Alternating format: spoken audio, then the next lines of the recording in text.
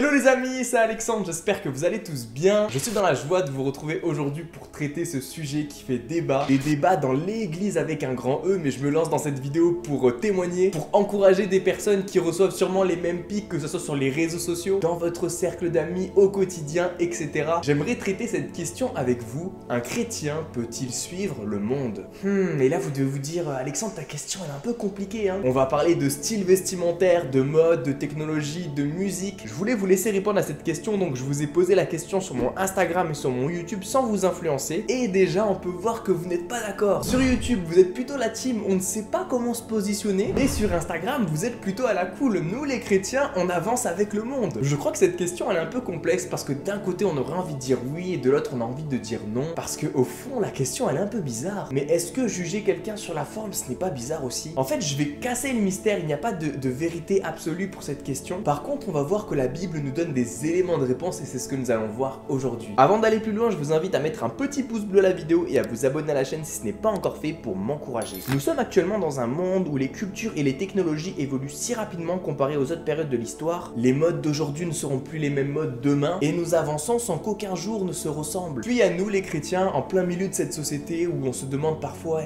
est-ce que c'est possible de faire ça ou est-ce que ce n'est pas possible? Est-ce que je suis le seul à me poser ces questions? N'hésitez pas à me mettre en commentaire là pour pas que je me sente tout seul. Et mon frère, ma soeur, j'aimerais commencer cette vidéo en vous disant tout est permis. Je sais que certains vont avoir du mal à le répéter avec moi, mais tout est permis. Paul dira dans sa lettre aux Corinthiens qu'il est mort pour tous afin que ceux qui vivent ne vivent plus pour eux-mêmes, mais pour celui qui est mort et ressuscité pour eux. Je crois que quand tu es né de nouveau, que Jésus est venu remplir ton cœur, il y a un monde nouveau qui s'ouvre à toi et ce n'est plus sous le poids de la condamnation qu'il faut vivre. Il ne s'agit plus de vivre pour toi, mais de vivre pour lui. Paul écrira un peu avant dans 1 Corinthiens 10, 23, tout est permis, mais tout n'est pas utile. Tout est permis, mais tout n'édifie pas. Et je crois que pour tout disciple de Jésus, tout est permis du moment que tu vis pour celui qui t'a sauvé, qui t'a pardonné, qui t'a guéri, qui t'a racheté. Et que tous ceux qui le croient écrivent Amen dans les commentaires. Pour vous donner un exemple très concret, au début de ma conversion, j'avais arrêté de mettre tout ce qui était pull, casquette pour aller à l'église. Pourquoi? Parce que je pensais qu'il fallait s'habiller comme ça et que ça allait faire plaisir à Dieu. Et vu que je n'étais pas sûr de ce que je faisais, j'ai arrêté d'en mettre parce que comme dit la Bible,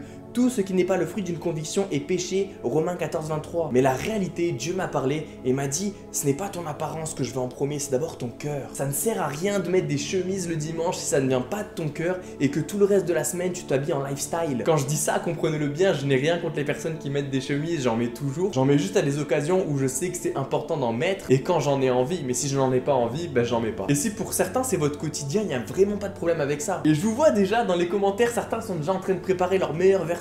Ne vous confrontez pas au siècle présent. Ne vous inquiétez pas, j'y réponds juste après. La réalité, c'est que le Seigneur m'a fait comprendre que je faisais ça avant tout pas pour lui. Je le faisais avant tout pour faire plaisir aux hommes, pour faire stylé quand j'allais à l'église et pas parce que je le voulais naturellement. Puis j'ai ce verset qui fait partie de mes préférés dans la Bible qui m'est revenu qui dit l'homme regarde à ce qui frappe les yeux, mais l'Éternel regarde au cœur. Ce n'est pas parce que toi tu penses que ce n'est pas bon que le Seigneur pense comme toi. L'homme a cette faculté à regarder à ce qui frappe à l'œil, à l'apparence, mais la bonne nouvelle c'est que le Seigneur est venu et nous a donné sa parole pour nous donner la vérité. Et même en dehors de la parole, nous avons le Saint-Esprit pour nous guider. Beaucoup se servent de ce verset qu'on retrouve dans Romains 12, 2 qui dit ne vous conformez pas au monde actuel et en général les gens s'arrêtent ici. Mais la suite dit mais soyez transformés par le renouvellement de l'intelligence afin de discerner quelle est la volonté de Dieu, ce qui est bon, agréable et parfait. Et là ça change tout le sens de la phrase parce que si on prend juste des versets dans la Bible, on peut lui faire dire tout et n'importe quoi. Oui mon frère, tu dois corriger ton enfant en lui mettant des coups de bâton parce que la Bible dit n'épargne pas la correction de tes enfants, les coups ne le feront pas mourir. C'est marqué, mais est-ce qu'on le met en application? Non, parce que Jésus n'est pas venu nous enseigner ça. Au contraire, il dira, ne réponds pas à la violence par la violence, mais donne plutôt ta deuxième joue. Ce que j'ai envie de vous dire, c'est que derrière un verset se cache tout un contexte. Et il faut les prendre en compte parce que ça a toute son importance. Soyez transformés par le renouvellement de l'intelligence afin de discerner ce qui est la volonté de Dieu.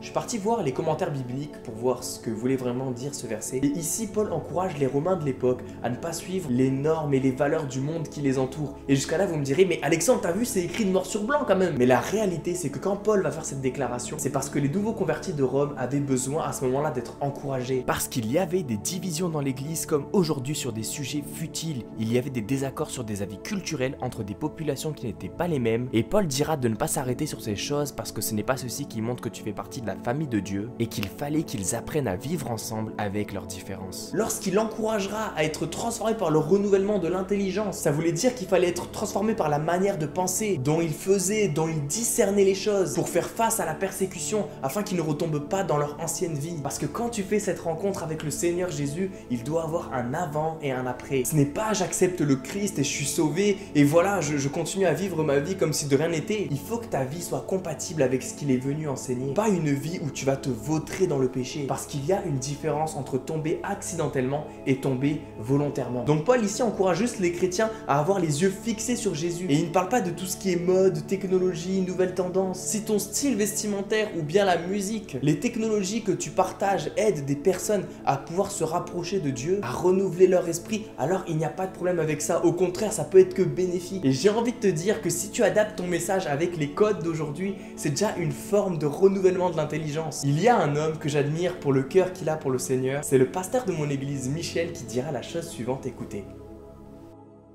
Alors aujourd'hui, on a de la lumière, on a des couleurs, on a du son, on a des retransmissions. Le message n'a pas changé. Jésus est toujours au centre de la prédication, il est au centre de notre adoration, mais c'est les formes qui évoluent et qui changent. Parce qu'on veut atteindre aujourd'hui un monde et on veut être en phase avec une société moderne. Il faut que l'Église aussi puisse rejoindre nos contemporains.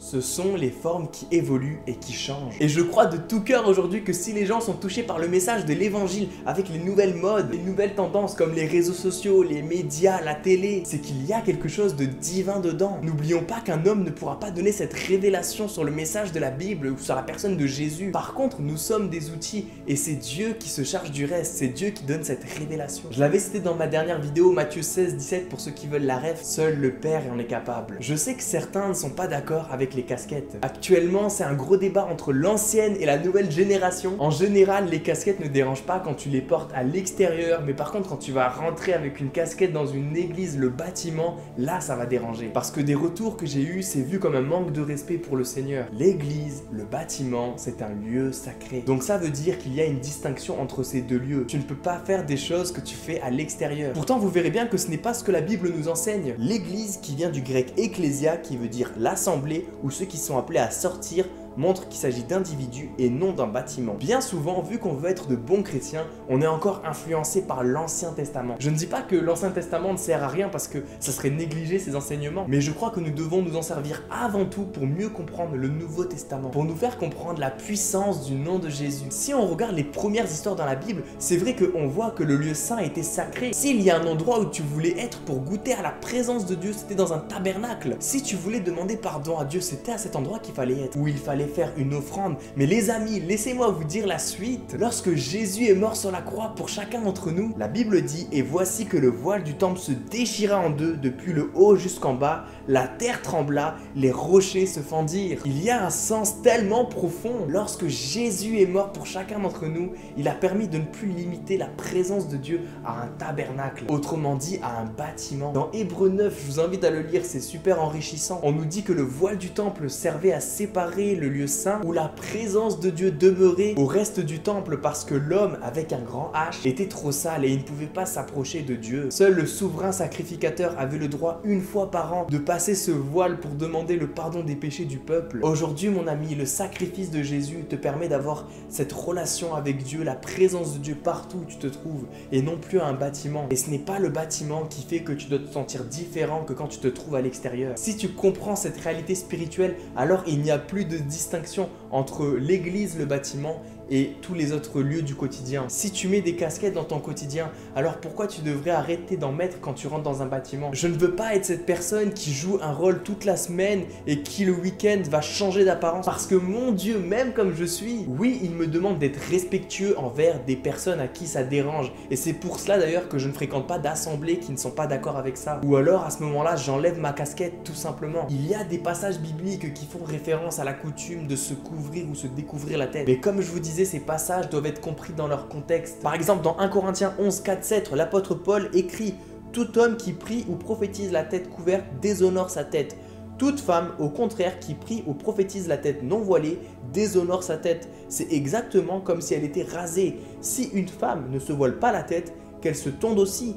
Mais s'il est honteux pour une femme d'avoir les cheveux coupés ou rasés, qu'elle se voile. Ici, il est important de comprendre que ces versets s'inscrivent dans le contexte culturel de l'époque qui était très courant à ce moment-là. L'apôtre Paul écrivait cette lettre aux chrétiens de Corinthe, ce qui veut également dire qu'il y avait cette culture gréco-romaine où les femmes mariées se couvraient la tête lorsqu'elles étaient en public pour montrer leur statut social. Et inversement, quand tu n'étais pas marié, tu n'avais pas besoin de te couvrir la tête. Il faut également noter qu'il y avait encore cette culture de l'époque juive où les femmes devaient absolument porter quelque chose sur la tête lorsqu'elles priaient ou est-ce qu'elles assistaient à une cérémonie religieuse. Pareil pour les hommes qui, eux, au contraire, devaient avoir la tête découverte lorsqu'ils priaient, lorsqu'ils prophétisaient, parce que s'ils le faisaient pas, c'était considéré comme un manque de respect pour leur autorité. Dans 1 Corinthiens 11, Paul ne donne pas des instructions strictes, mais plutôt des directives adaptées pour l'époque. Dans les versets suivants, il dira « Si quelqu'un se plaît à contester, nous n'avons pas une telle habitude, et les églises de Dieu non plus. » En faisant la remarque suivante, je ne peux pas vous féliciter, car vous vous rassemblez non pour devenir meilleur, mais pour devenir pire. Paul veut nous faire comprendre que le port du voile, le port de la casquette est un sujet qui divise. Mais il encourage également à ce que ce sujet ne soit pas une source de discorde dans l'église. La question que j'aimerais qu'on se pose ensemble, c'est est-ce que quand Jésus est venu sur cette terre,